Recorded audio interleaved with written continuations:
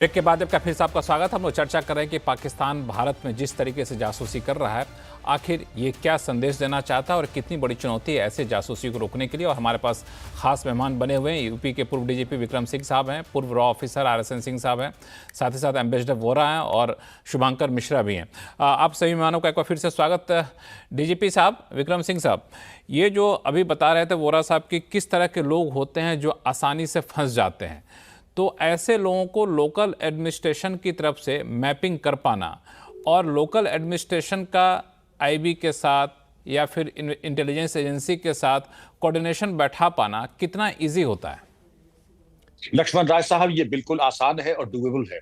आदरणीय दीपक वोरा साहब के प्रत्येक जो शब्द कहे हैं वो बहुमूल्य है और हृदयस्थ करने योग्य है। हृदयस्थ, कंठस्थ नहीं, हृदयस्थ करने योग्य है।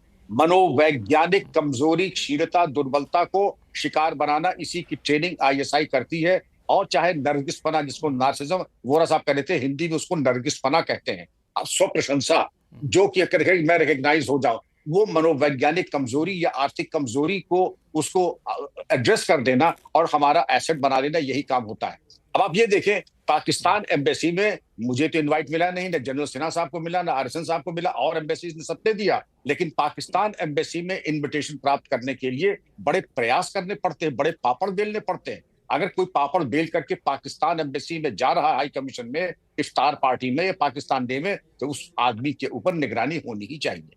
एक सिस्टम है इंटेलिजेंस एजेंसीज का, suspicious activity reporting system, SARS, और विदेश की कई इंटेलिजेंस एजेंसी कहती है कि अगर कोई चीज अस्वाभाविक है, दीपक वोरा साहब ने कहा दफ्तर खुलने का समय 10 बजे, कुछ 6 बजे आ जाए, रात भर बैठ रहा है, तो ये चीज सस्पिशियस है। नियमित रूप से पाकिस्तान जा रहा है, जैसे ज्योति ने, सस्पिशियस है।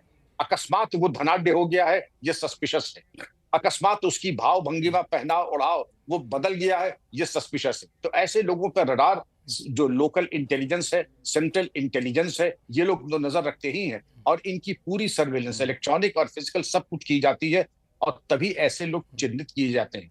हर थाने में हिंदुस्तान के कुछ ऐसे अभिलेख हैं जिनका समय नहीं बताने का, जो ऐसे ही तत्वों के ऊपर चिन्हित रख के निगरानी करते हैं, और इनके चिन्हित करने के बाद कार्रवाई पर पुरस्कार की घोषणा भी की जाती है। लेकिन ऑपरेशन सिंदूर के बाद ये बिल्कुल सारे इंजन फायर कर दिए गए हैं, और पूरे वेग से इनके विरोध में कार्रवाई की जा रही है, जो कि आवश्यक था, अनिवार्यता थी, और ये सतत चलने का टाइम है। और इसके बाद आप देखेंगे चौंकाने वाले प्रमाण मिलेंगे। और जैसा कर्नल सिंह साहब ने कहा, अभी तो आपने पहली पायदान को देखा है। जब आप देखेंगे कि 52वां पत्ता जब आता है, तो करोड़ों अरबों रुपए, और जो कॉकटेल सर्किट है, और जो कॉन्फ्रेंस, और ये जो मोमबत्ती गिरोह है, आप इसके बारे में जब देखेंगे कि हम शर्मिंदा है, तुम्हारे कातिल जिंदा है, और ये सब जो गैंग है जो ढपली लेकर के बजाते रहते थे JNU वगैरह में, सब बेनकाब होंगे। तो वो भी कहते थे, जो आज पाकिस्तान कह रहा है कि चिकन्स नेक पे हम कब्जा करेंगे, और वो आज जेल में है। नाम लेना उचित नहीं है क्योंकि मामला सब जुडिस है, लेकिन वो सिमी का था, और आज इन्हीं तरीके के तत्वों को बेनकाब करने का समय आ गया है, और जितने जल्दी हम कर लेंगे उतना ही अच्छा होगा। उतना ही अच्छा होगा। शुभांकर, आपके पास आऊँ, एक छोटा सवाल RSN सिंह साहब के लिए मेरे तरफ से। RSN सिंह साहब की ये अब जिस तरीके से सोशल मीडिया का ज़माना है, ब्लॉगर तो ढेर सारे होंगे, यूट्यूबर बहुत सारे पनप गए हैं यहाँ पे, इन सबको वेरीफाई करना, सब पे नज़र रखना, कहीं कोई देशद्रोही एक्टिविटी में तो नहीं है, कहीं कोई खुफिया जानकारी तो नहीं दे रहा है, तो बड़ा मुश्किल है ये। तो मतलब कैसे करेंगे इसको? नहीं, टोन, टेनर, प्रोपेंसिटीज, प्रोक्लिविटीज, इससे आप बिल्कुल पता लगा सकते हैं। ऐसा नहीं, आपको भी मालूम है, आपके मीडिया के प्रोफेशन में लोग किसका किस तरफ झुकाव है, क्या वो कमेंट लिखता है। कोई आपसे अगर सबूत मांग रहा हो साहब, कोई भारतीय, या आपने क्या इंगेज किया, हमको सबूत दीजिए। जैसा डीजीपी साहब ने कहा कि उसने कहा कि आपके पास कोई कागज है नहीं, आपको मालूम है उसकी प्रोपेंसिटीज क्या है। It is not very difficult to identify. ये कोई मुश्किल काम नहीं है इन लोगों तक पहुंचना। हम सब जानते हैं वो कौन है। कोई वकील जाके खड़ा हो जाता है दूसरे दिन कि पाकिस्तान के, मतलब भाई उसको, अगर मान लीजिए एक कोई भी आपका देश और कोई दुश्मन देश में ये हो, अगर कोई आपके पास डाउट भी है, तो बेनिफिट ऑफ डाउट अपने देश को ही दोगे ना, कि क्या बोलोगे, सर्जिकल स्ट्राइक करो, क्या है, प्रूफ लाओ।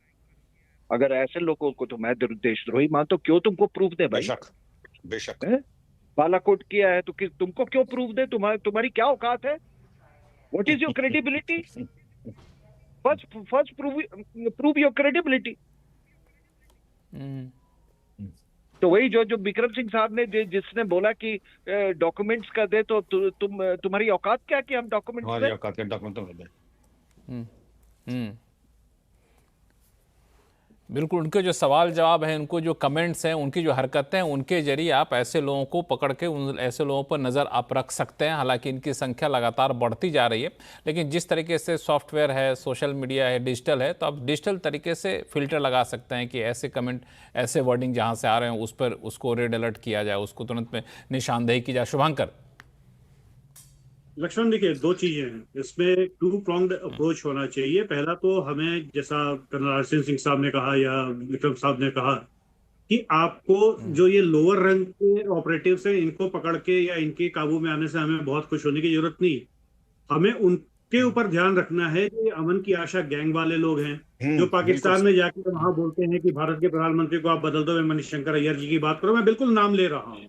अभी अब्दुल बासित ने बोला कि शोभा डे से उन्होंने रिक्वेस्ट किया था कि आप इंडिया के, पाकिस्तान के सपोर्ट में एक आर्टिकल लिखे, और शोभा डे ऑब्लाइज्ड है। तो ऐसे लोगों को जब आप पकड़ते हैं जो बॉलीवुड में बैठे हुए हैं और जिनको पाकिस्तानियों से बहुत ज्यादा प्यार है, जो क्रिकेट गैंग है जिनको पाकिस्तान में क्रिकेट जाके खेलना और पाकिस्तानी क्रिकेटर को अपने यहाँ बुला के खिलाना है, ऐसे लॉयर्स की एक लंबी फौज है जिनको 22,000 रोहिंग्याओं को हिंदुस्तान में बसाने की बहुत जल्दी मची हुई है। तो ऐसे लोगों पे जब आप उनको स्पॉट ऑन करेंगे, उनको पकड़ेंगे और उनके खिलाफ एक्शन होगा, तब जाके एक भय का वातावरण तैयार होगा, जिसमें छोटे मोटे कीड़े मकोड़े हैं जो पैसा, सेक्स और धर्म के लाल, ये तीन मेजर फैक्टर है, पैसा, धर्म और सेक्स। इन तीन के चक्कर में ये स्पॉन्टेनियस एक्टिविटीज में इन्वॉल्व होते हैं। और जैसा कर्नल आरसीएन सिंह साहब ने कहा कि बहुत बड़ा एक फैक्टर ऐसा है जो बहुत से छोटे कर्मचारी से लेके इवन कर्नल रैंक के ऑफिसर्स तक भी हनी ट्रैप के शिकार हुए हैं।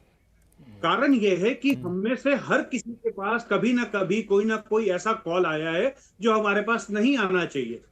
उस पहले कॉल पे अगर हम सचेत हो गए, हमने उसको बंद कर दिया, तो हम अगले कॉल तक जाने की नौबत नहीं आती है।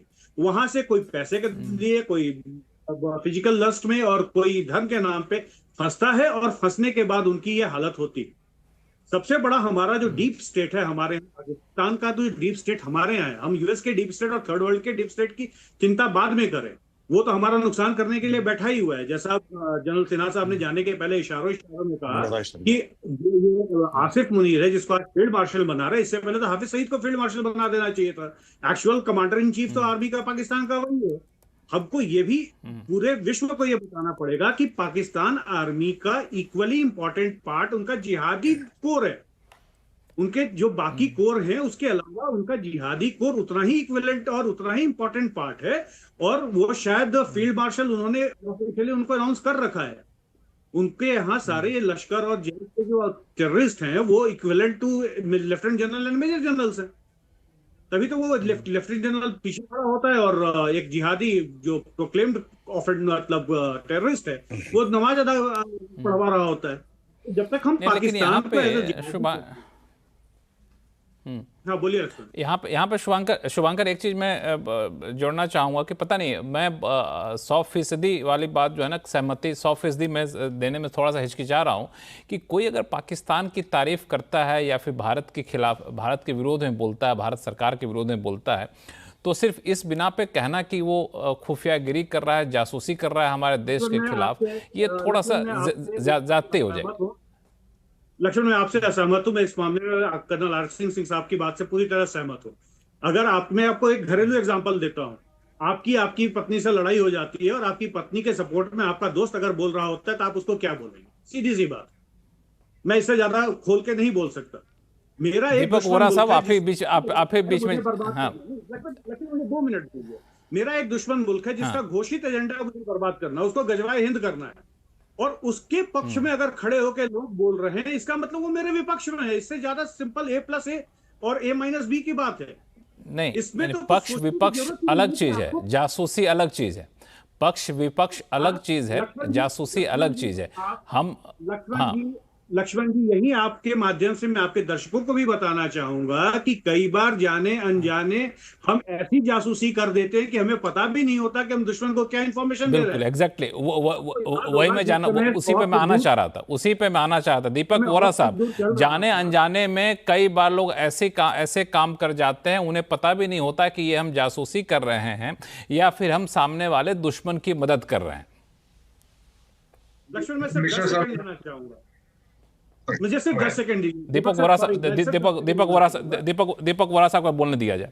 हाँ, बहुत देर से शांत मैं- बैठे हुए हैं। आज उनकी शादी की सालगिरह भी है और रेड शर्ट पहन के आए हैं, बहुत अच्छे लग रहे हैं। उनको थोड़ा सा स्क्रीन पाने दिया जाए। Many happy returns of the day, sir. Thank you. Many happy returns of the Many, day, many sir. happy returns of the day, sir. Thank you. 48 years, one wife. There is no change. मैं ये जिक्र कर रहा था sir, अभी मिश्रा साहब ने जो कहा बहुत अच्छा लगा सुन के, जो ये कह रहे थे सर, ये माइंडसेट, एक सिक्योरिटी माइंडसेट अगर बन जाए उसमें बहुत फर्क पड़ता है। अब ये जो लड़की है जिसको पकड़ा गया है, मेरा नहीं मानना है कि ये यूट्यूबर थी जो जासूस बन गई। मेरा ये मानना है कि कई सालों से ये जासूस थी और इसने यूट्यूब की आड़ ली है कि मैं सोशल मीडिया इन्फ्लुएंसर बन जाऊं ताकि लोग मुझ पे शक ना करें। फिर मैं यंग हूं एटसेट्रा, और मेरे 3 लाख 4 लाख जितने भी उसके फॉलोअर्स हैं, तो मैं किसी भी इंस्टॉलेशन में जाऊं, एस्टेब्लिशमेंट में जाऊं, बोलूं जी मैं यूट्यूबर हूं, मैं यहाँ वीडियो बनाऊंगी एटसेट्रा, तो लोग नॉर्मली देख के कि भाई ये यंग लेडी एटसेट्रा एटसेट्रा, उसमें थोड़ी सी वो नरमी से पेश आते हैं। सो देयरफॉर सर, आपके चैनल के जरिए मैं इतना ही कहना चाहता हूँ सर, चाणक्य ने भी यही कहा था स्पष्ट रूप से कि बाहर के जो दुश्मन है तो सेना उनसे निपट लेगी, लेकिन अंदर के जो दुश्मन है, जो खोखला करने की कोशिश करते हैं, और किस लिए करने की कोशिश करते हैं, मान लीजिए कुछ हो जाता है ना, तो वो पाकिस्तान उनको अपने देश में मंत्री बनाएगा ना महामंत्री बनाएगा, बस it is sex, it is money, desire for fame. और ये जो दानिश फानिश है, इसने तो काफी सारी महिलाओं के साथ भारत में शादी कर रखी थी, इसको तो फर्क नहीं पड़ता ना, तो 25-30 पत्नियां इनके लिए बड़ा नॉर्मल होता है। सो माय रिक्वेस्ट है सर, जितने लोग आपका कार्यक्रम देख रहे हैं, कि हम ये नहीं कह रहे कि आप सब एंटी जासूस बनिए, बट एक सिक्योरिटी माइंडसेट रखिए। अगर आपको लग रहा है कोई कुछ कर रहा है या आप कुछ ऐसा कर रहे हैं जिससे देश को हानि हो, 193 सदस्य हैं संयुक्त राष्ट्र संघ के, और 111 सर, अभी 111 पे मैं रुक गया था, वहां पर देशद्रोह इज पनिशेबल। सुन लीजिएगा, 111 में, बाकियों में मैं अभी पढ़ रहा था, सर्वे कर रहा था, 111 में ट्रीजन, देशद्रोह की सजा मौत या उम्र कैद होती है 193 में से। तो अब ये चीज जो है, अगर हमको समझ आ जाए कि सर, हम तो माँ कहते हैं ना देश को, माँ के साथ कौन बगावत करता है, माँ के साथ कौन इस तरह का सलूक, और ये महिला को तो इतने में कहूंगा कि तो क्या कहती थी, ट्रैवल विद जो, अब जेल में बैठ के रो, और एक make an example out of one person, एक ऐसी सजा इसको दी जाए ताकि आगे कुछ ऐसा करने से यूट्यूब जो भी है, 100 मिलियन यूट्यूब चैनल्स हैं सर, 10 करोड़ पूरी दुनिया में इन यूट्यूबर्स की। मुझे चिंता इसी बात की है, एम्बेसडर वोरा साहब, कि इस यूट्यूब चैनल या ब्लॉगर के जरिए कहीं पूरी कम्युनिटी इनकी बदनाम ना हो जाए, क्योंकि यूट्यूब चैनल चलाने वाले की तादाद बहुत ज़्यादा है, कई लोगों के रोजगार का एक साधन होता है, कई यूट्यूबर अच्छा काम भी करते हैं। अब ऐसे यूट्यूबर के नाम पे पूरी कम्युनिटी बदनाम ना हो जाए, ये भी ध्यान देना होगा। और आपने एक बड़ी अच्छी बात कही कि सरकार अपना काम करेगी, इंटेलिजेंस एजेंसी अपना काम करेगी, लेकिन आपको भी कहीं कोई शक होता है कि ये इसकी गतिविधि संदिग्ध पाई गई है, दिख रही है, तो आप इन्फॉर्म करिए संबंधित एजेंसी को। जैसे कि इसके बारे में भी किसी एक ने कहा भी था सोशल मीडिया पे कि इनकी एनआईए को टैग करते हुए कि इनकी गतिविधि को देखा जाए, संदेहास्पद यहाँ पर है। इसी सवाल से उठा रहा हूँ विक्रम सिंह साहब, समय चूंकि कम है, कि जब जैसे ऐसे कोई अलर्ट आता है इंटेलिजेंस एजेंसी की तरफ से, लोकल इंटेलिजेंस की तरफ से, तो उस सारे अलर्ट पे काम कर पाना तो आसान होता नहीं है।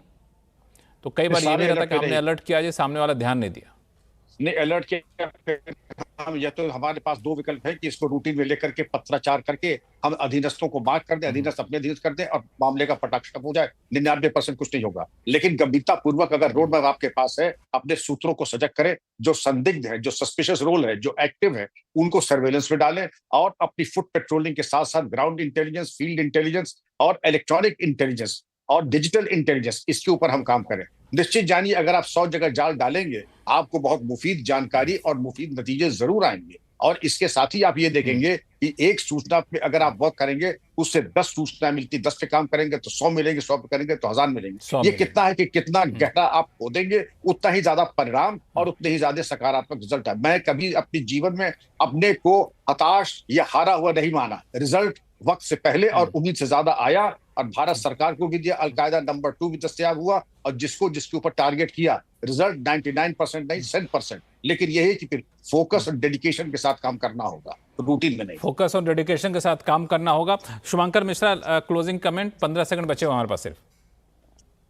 दो बातें लक्ष्मण जल्दी से। पहला, एक पुलिस रिफॉर्म बहुत इंपॉर्टेंट एस्पेक्ट है इसके लिए, क्योंकि हमारे पुलिस फोर्स की संख्या ऑथराइज से कम है और उसमें भी उल्टी सीधी ड्यूटियां बहुत सारी हैं जो कि बंद होके उनको फोकस्ड तरीके से अपनी पुलिसिंग पे ध्यान देना चाहिए, नंबर 1। नंबर 2, जो मैं आपको उस समय बात कह रहा था, बीच में रुक गई थी, कि अगर कोई अनजान अनपढ़ आदमी ऐसे काम कर रहा है जिसको अपने काम की समझ नहीं है तो बात समझ में आती है, लेकिन पढ़े लिखे समझदार अच्छे पदों पर बैठे हुए लोग अगर ये काम कर रहे हैं तो उनको अपने काम की गंभीरता और उसका परिणाम पता है, तो वो उनको पता है और उनको ना समझी का डाउट नहीं दिया जा सकता, बेनिफिट ऑफ डाउट उनको नहीं दिया सकता। बहुत बहुत धन्यवाद शुभंकर, समय खत्म हो रहा है। आप सही मेहमानों का बहुत बहुत धन्यवाद हमारे शो में जुड़ने के लिए।